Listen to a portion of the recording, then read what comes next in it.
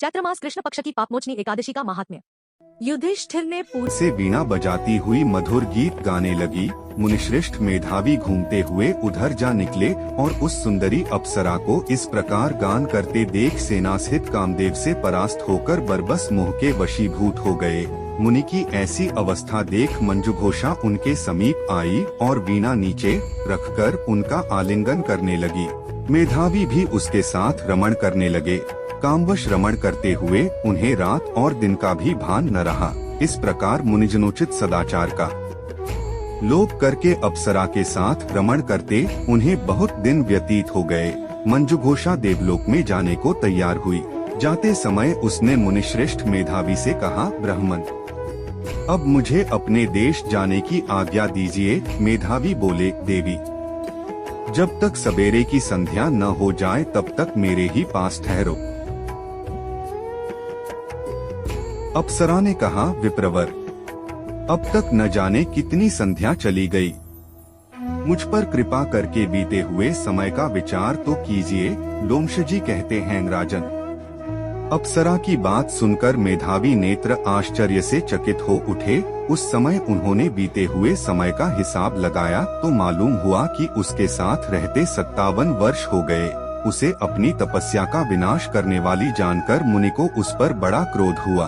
उन्होंने शाप देते हुए कहा, पापिनी, तू पिशाची हो जा। मुनि के शाप से दग्ध होकर वह विनय से नतमस्तक हो बोली, विप्रवर, मेरे शाप का उद्धार कीजिए।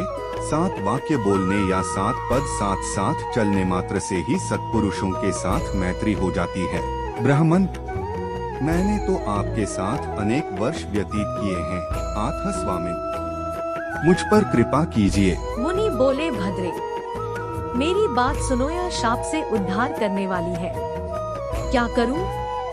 तुमने मेरी बहुत बड़ी तपस्या नष्ट कर डाली है। चैत्र कृष्ण पक्ष में जो शुभ एकादशी आती है उसका नाम है पापमोचनी। वह सब पापों का क्षय करने वाली है। सुंदरी, उसी का व्रत करने पर तुम्हारी पिशाचता दूर होगी। ऐसा कहकर मेधावी अपने पिता मुनिवर च्यवन के आश्रम पर गए। उन्हें आया देख च्यवन ने पूछा, बेटा, यह क्या किया? तुमने तो अपने पुण्य का नाश कर डाला। मेधावी बोले, पिताजी, मैंने अप्सरा के साथ रमण करने का पातक किया है। कोई ऐसा प्रायश्चित्त बताइए जिससे पाप का नाश हो जाए। च्यवन ने कहा, बेटा, चैत्र कृष्ण पक्ष में जो पापमोचनी एकादशी होती है उसका व्रत करने पर पाप राशि का विनाश हो जाएगा। पिता का यह कथन सुनकर मेधावी ने उस व्रत का अनुष्ठान किया।